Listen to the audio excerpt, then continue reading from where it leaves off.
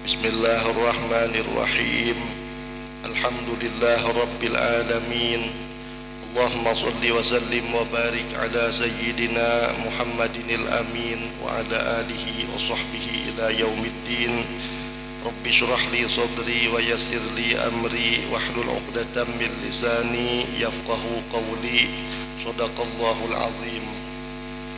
An Abi Hurairah radhiyallahu anhu qala qala an-nabiy sallallahu alaihi wasallam man lam yada' qawla az-zuri wal amala bihi falaysa lillahi hajatun fi an yada'a ta'amahu wa syarabahu rawahu al-Bukhari. Wa an Abi Hurairah radhiyallahu anhu qala qala Rasulullah sallallahu alaihi wasallam rubba sha'imin laisa lahu min siyamihi illa al-ju' wal 'atashu rawahu Ibnu Majah wa Ahmad wal Baihaqi. Daripada Abu Hurairah radhiyallahu anhu, beliau berkata, Rasulullah sallallahu alaihi wasallam bersabda, siapa yang tidak meninggalkan perkataan dusta dan tidak meninggalkan berkelakuan dengan dasar dusta, maksudnya berdusta dengan anggota, maka Allah subhanahu wa ta'ala tidak akan memberikan apa-apa ganjaran ke atas keletihannya meninggalkan makan dan minum, maksudnya berpuasa. Riwayat Imam Bukhari. Daripada Abu Hurairah radhiyallahu anhu, beliau berkata, Rasulullah sallallahu alaihi wasallam bersabda, ada ramai orang yang berpuasa tetapi dia tidak memperoleh apapun daripada puasanya itu selain daripada lapar dan dahaga. Apabila berpuasa, hendaklah kita menjaga adab secara zahir dan juga adab secara batin. Yang dimaksudkan dengan adab yang zahir adalah menjaga puasa itu agar sah menurut pandangan ilmu fiqih. Maka kita mesti menahan diri daripada makan, minum, dan segala yang membatalkan puasa. Maksud adab yang batin adalah menahan anggota badan daripada mengerjakan maksiat, mata daripada melihat perkara-perkara yang diharamkan oleh syara, seperti melihat aurat perempuan yang bukan mahram, telinga daripada mendengar bunyi-bunyian atau percakapan yang diharamkan oleh hukum syara atau hukum syariat Islam, lidah daripada berbicara bohong, mencaci orang, berbicara kasar yang boleh menimbulkan permusuhan dan seumpamanya. Selain itu, kita dituntut supaya menjaga anggota badan yang lain daripada melakukan dosa, seperti kaki, tangan, terutamanya perut, yang mesti dijaga supaya jangan diisi ketika berbuka puasa dengan makanan haram yang akan mengundang kemurkaan Allah subhanahu wa ta'ala. Jika tidak, maka puasa kita tidak akan mencapai tujuan sebenarnya, yaitu untuk mengawal hawa nafsu supaya tunduk kepada aturan Allah subhanahu wa ta'ala, bukan sekedar menahan lapar dan dahaga. Nah, jadi kada kerasaan lagi bulan Ramadan, mudahan ada umur, sehat afiat, kita pasang niat bujur-bujur, tekad semangat untuk menunaikan puasa wajib di bulan Ramadan, seafdal-afdal bulan dari segala bulan yang ada di dalam setahun, yaitu bulan Ramadan. Jadi pada bulan Ramadan itu bukan sekedar kita menahan lapar, menahan haus. Imbah tuhuk lapar, tuhuk haus, baya hitungan buka puasa lalu membalas nang seharianan kada makan dan kada minum itu. Tapi kita menahan daripada mengerjakan apa-apa nang membatalkan puasa. Kita menahan dari mengerjakan hal-hal yang menjadi sebab batalnya puasa. Dan apa-apa yang menjadi sebab kurangnya nilai puasa sekalipun hendaklah kita jaga dari mengerjakan hal-hal tersebut. Maka daripada itu, pada puasa di bulan Ramadan, di samping kita menunaikan sembahyang 5 waktunya dan berjamaahnya, kita gawi juga sembahyang sunat-sunatnya di dalam bulan Ramadan tersebut. Bahkan bukan hanya di bulan Ramadan, kalau kita dasar hendak melatih, membiasakan menunaikan suruh Allah seperti sembahyang 5 waktunya atau mendaras Al-Qur'annya.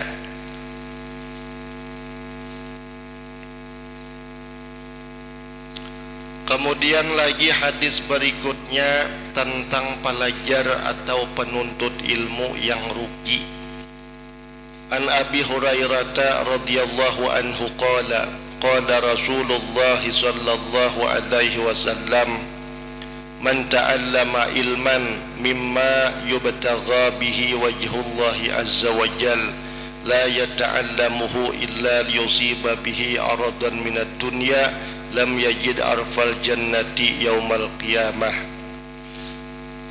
Daripada Abu Hurairah radhiyallahu anhu, beliau berkata, Rasulullah sallallahu alaihi wasallam bersabda, barang siapa belajar ilmu pengetahuan yang sepatutnya dipelajari hanya untuk mencapai keridhaan Allah Subhanahu wa taala, yaitu ilmu agama.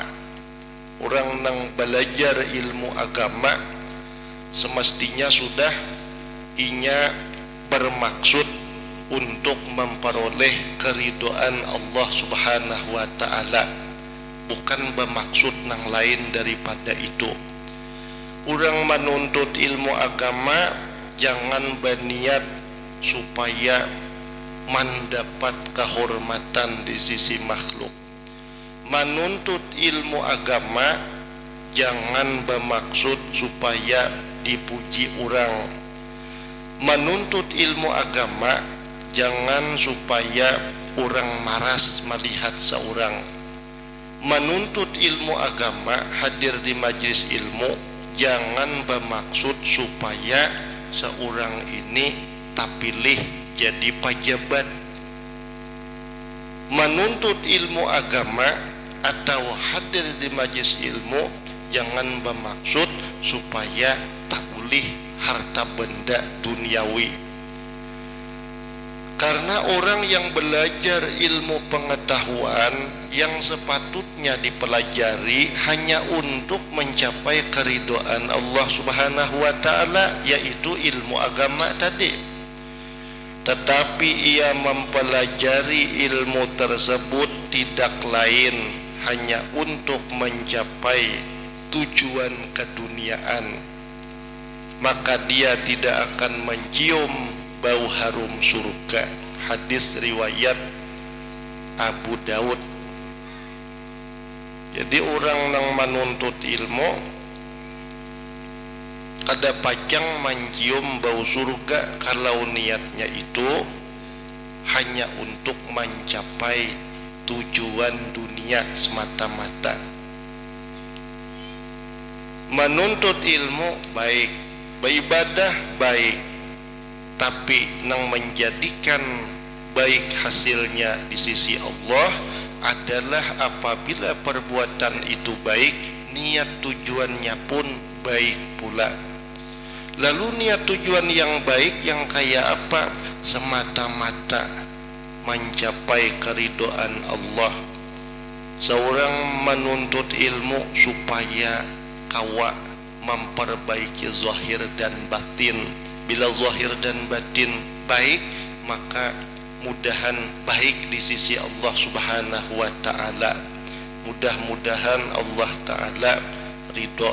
Jangan sesekali kita menuntut ilmu agama niatnya itu sekedar tujuan duniawi saja. Sayangnya ilmu agama nang dituntut kalau hanya kita tuju akan cagar kepentingan duniawi.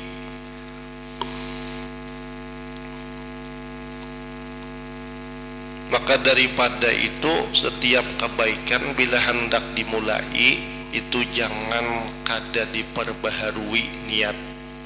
Jangan kada diperbaharui niat. Karena niat hati kita ini kadang gampang terubah-rubah seiring berbeda-beda keadaan atau suasana yang dihadapi. Turun pada rumah, kemana tulak? Ke majelis ilmu. Niatnya apa? Supaya tak ulih ilmu yang manfaat. Mbah itu pang mun tak ulih ilmu manfaat cagar diapakan, cagar diamalkan. Habis tu pang beramal cagar napa? Cagar dunia menyasahkah ka saurang? Kada. Mamalkan ilmu cagar napa? Cagar bebinian marabutakan seorang kahjar hendak maambil laki? Kada jua. Mun sudah ilmu lalu diamalkan ilmu tadi cagar napa? Cagar urang nang sing julung-julung kah duit ke seorang? Kada. Cagar beparak lawan Allah Ta'ala, cagar memperoleh keridhaan Allah Subhanahu wa Ta'ala.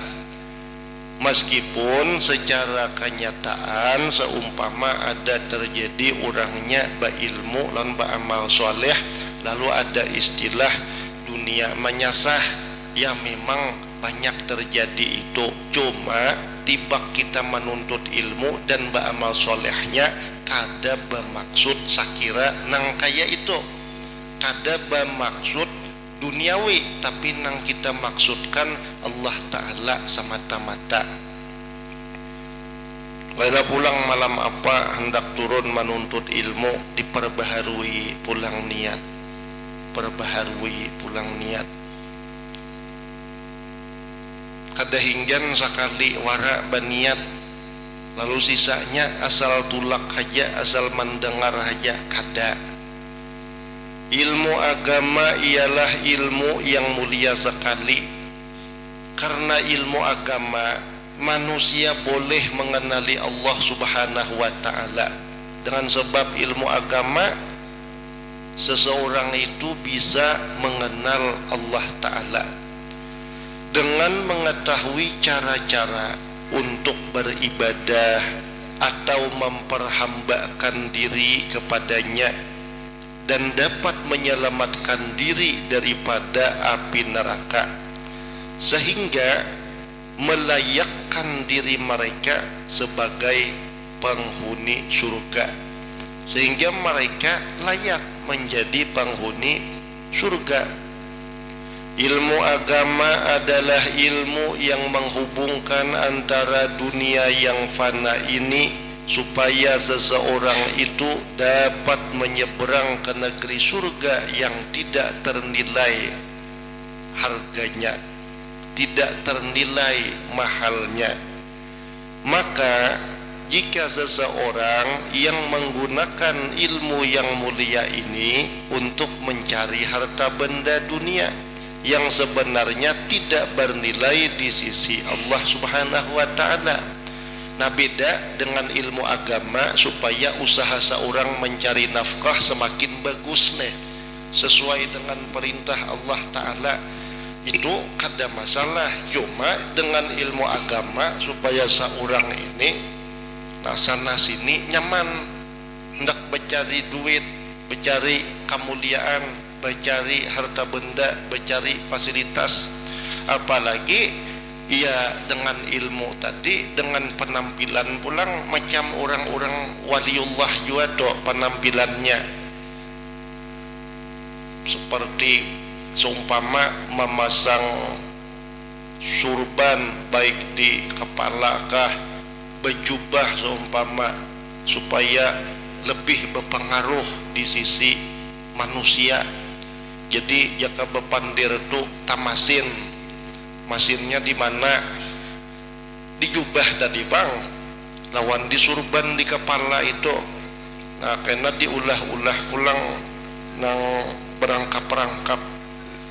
Artinya orang awam bila sudah terlihat nang kayak itu tadi, biar berdusta yen bisa ditaguk orang juga.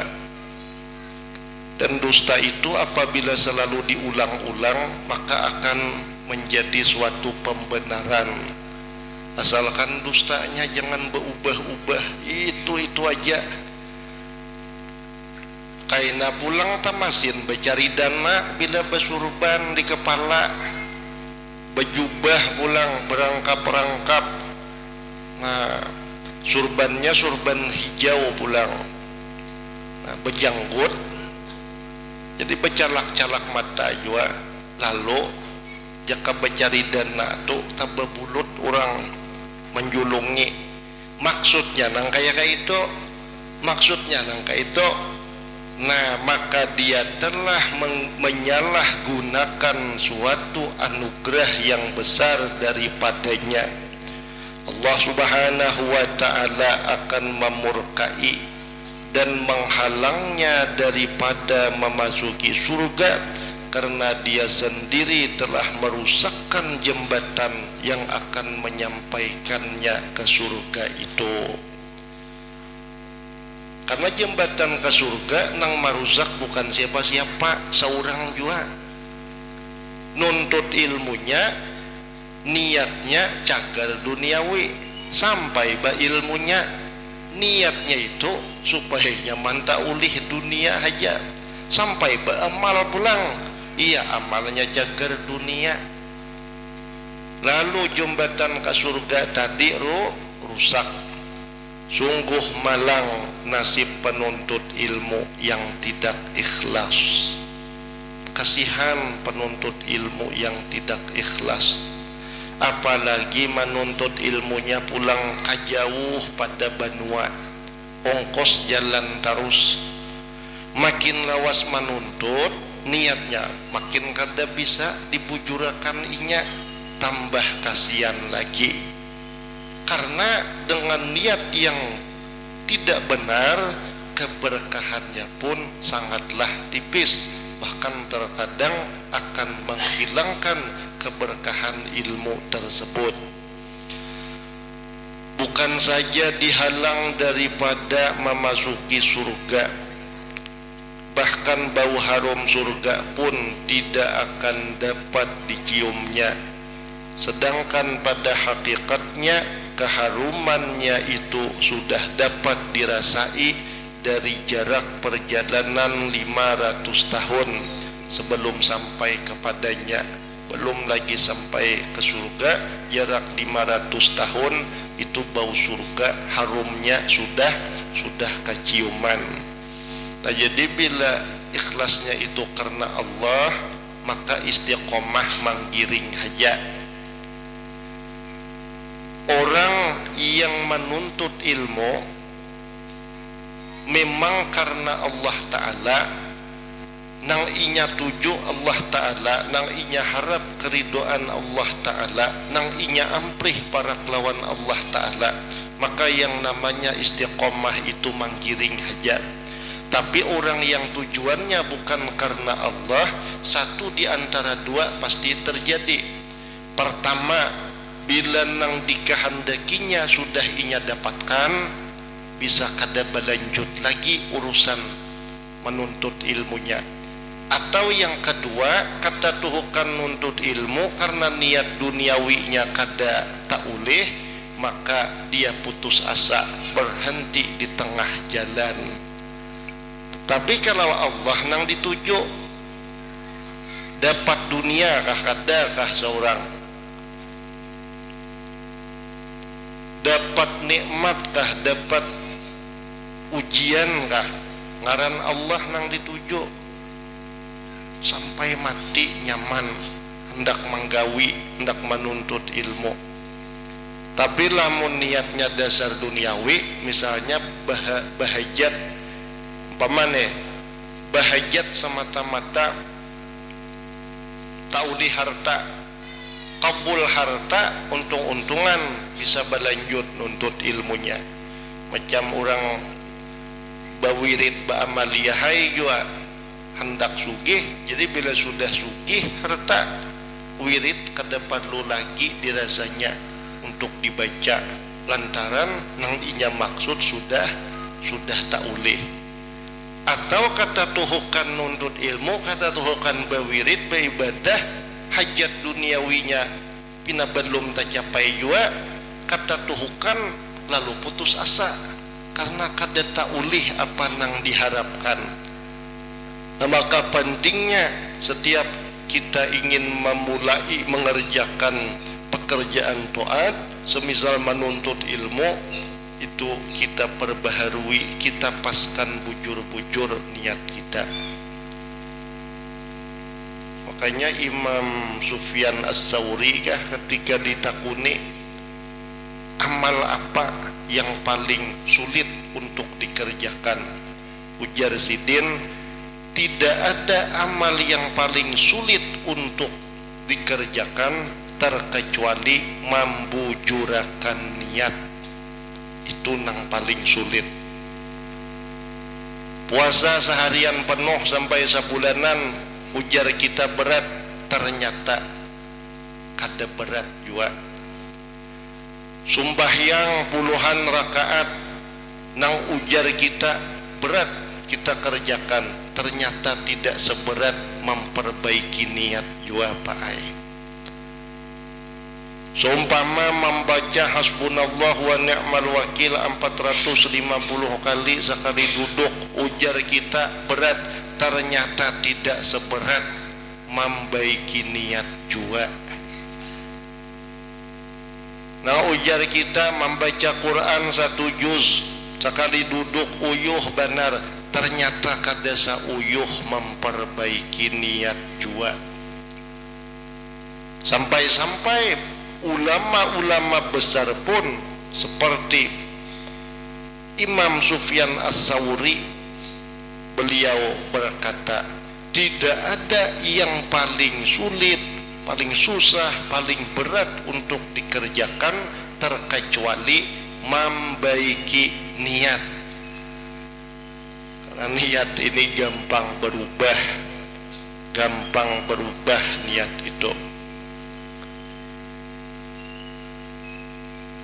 Nah, jadi masalah menggawi, duduk nuntut ilmu, sembahyang atau membaca wirid, itu masih tidak seberat memperbaiki niat juga.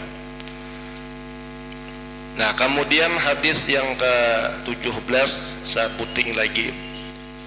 An Abi Musa al-Ash'ari radhiyallahu anhu anna a'rabiyan ata ila Nabi sallallahu alaihi wasallam faqala ya Rasulullah ar-rajulu yuqatilu lil maghnami war-rajulu yuqatilu liyuzkara war-rajulu yuqatilu liyura makanahu wa fi riwayatin yuqatilu syaja'atan wa yuqatilu hamiyatan wa fi riwayatin yuqatilu ghadaban faman fi sabilillah faqala Rasulullah sallallahu alaihi wasallam man qatala litakuna kalimatallahi hiyal ulya fahuwa fi sabilillah muttafaqun alaih. daripada Abu Musa al-Ash'ari radhiyallahu anhu. Beliau berkata bahwasanya Rasulullah sallallahu alaihi wasallam, bahwasanya seorang Arab Badawi datang kepada Rasulullah sallallahu alaihi wasallam lalu bertanya, "Ya Rasulullah, ada seseorang yang berperang dengan tujuan merebut harta rampasan, dan ada pula yang berperang supaya disebut-sebut namanya, dan ada pula seseorang yang berperang dengan tujuan untuk memperlihatkan betapa hebat peranannya di dalam perang itu. Dalam riwayat lain, ada seseorang yang berperang untuk menunjukkan keberaniannya. Artinya, aku umpat perang, aku ini orang pemberani, akan kubuktikan kepada khalayak ramai bahwa aku bukan orang penakut, melainkan orang pemberani. Dan ada pula seseorang yang berperang untuk membalas dendam karena ada di kalangan keluarganya yang telah terbunuh dalam peperangan sebelumnya." Dalam riwayat yang lain ada pula disebutkan ada seseorang yang berperang karena mau melepaskan kemarahannya, melampiaskan dendam, melampiaskan kemarahannya. "Aku sudah tuhuk menandak jar." Jadi supaya pas anunya lalampiasannya umpat perang. Maka yang manakah di antara semua ini yang dianggap seseorang itu berperang fi sabilillah? Nah, secara zahir kan pukul rata fi sabilillah, jihad secara zahir. Cuma nang jadi babak penentuan apa maksud inya umpat perang, apa tujuan inya umpat perang. Rasulullah sallallahu alaihi wasallam menjawab, barang siapa yang berperang dengan tujuan supaya kalimah Allah subhanahu wa ta'ala, yakni agama Islam menjadi tinggi, maka orang itu sajalah yang dikatakan berjihad fi sabilillah, supaya agama Islam menjadi tinggi, supaya menjaga keutuhan agama Islam, menjaga kebesaran agama Allah subhanahu wa ta'ala. Nang tujuannya itu haja ujar Nabi, nang inya berjihad fi sabilillah, berarti nang lain-lain tadi kada termasuk jihad fi sabilillah, walaupun matinya berdarah-darah jua, walaupun nyawa dikorbankan inya. Lalu bisa kita bayangkan orang yang ikut perang berdarah-darah, berpatah-patahan tulang, habis itu pulang nyawa pun dikorbankan, resikonya kematian. Kalau niat tujuannya tidak tepat, maka dia tidak akan mendapat bahagian jihad fisabilillah. Apalagi kita nang kada berdarah-darah ngene, apalagi mun ibadah kita, perjuangan kita nang kada salang berdarah-darah, kada salang bepatahan tulang, bepatahan awak, kada salang nyawa nang dikorbankan. Apabila niat kita tidak tepat, makinnya pekerjaan baik nang kita lakukan kada mendapat nilai di sisi Allah, dalam artian tidak termasuk orang nang berjuang di jalan Allah Ta'ala. Nah, jadi lewat hadis ini Allah Subhanahu wa Ta'ala menghendaki supaya para mujahid mengikhlaskan niat mereka semata-mata karena Allah Subhanahu wa Ta'ala, tidak bercampur dengan niat-niat yang lain. Karena Allah Subhanahu wa Ta'ala hanya menerima pengorbanan yang dibuat untuk mengharapkan keridhaannya, dan bukannya pengorbanan yang dicampur dengan tujuan-tujuan yang lain, walaupun hanya ada sedikit tujuan yang lain. Ini belum menempati niat yang tepat jua. semata-mata mengharapkan keridhaan Allah, tidak ada campuran-campuran tujuan yang lain. Biar sedikit itu kadeda tujuan-tujuan selain mengharap keridhaan Allah Subhanahu wa taala. Wallahu subhanahu wa ta'ala a'lam. Mudah-mudahan yang disampaikan bermanfaat bagi kita seberataan, khususnya tukang baca. Mudah-mudahan kita beserta ahli keluarga dan zuriat kita Allah jadikan hamba-hambanya yang ahli kebaikan, baik itu secara zahir ataupun secara batin. Allah kurniakan ikhlas yang luas di hati kita dan istiqamah, sehingga apabila sampai umur kita mudah-mudahan Allah berikan husnul khatimah. Ulun banyak-banyak minta halal, minta ampun. Wa ila hadratin Nabi al-Fatihah.